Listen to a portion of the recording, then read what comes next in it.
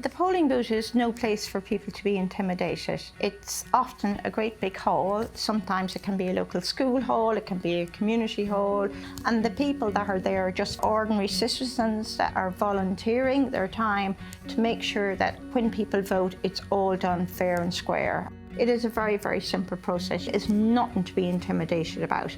I don't think I've ever turned up at a polling booth with my poll card. As long as you've registered somewhere, they're going to give you a voting slip and a pen. You go off into a booth, you put your cross next to whoever you want to vote for, and those are usually colour-coded, so if you don't read and write very well, then you can usually tell which party that you want to vote for by the colours.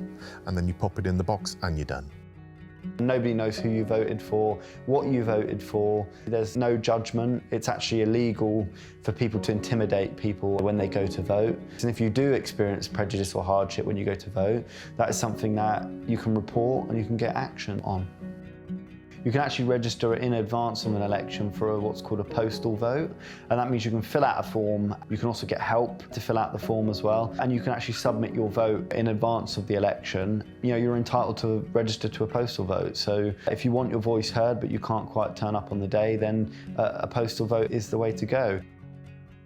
Before turning up at the booth, read up a little bit about who the local politicians are. There's loads and loads of information out there about what the different parties actually stand for.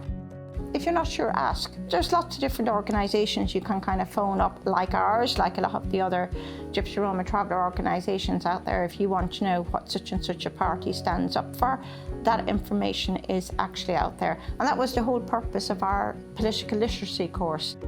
We should actually be going out there and finding out which of those MPs is actually going to represent our lifestyle better, is actually going to make sure that a traveller site is actually built in an area or a transit site is put in. Because local elections can be as powerful as national elections, more powerful sometimes. Make your voice heard in whatever way you can.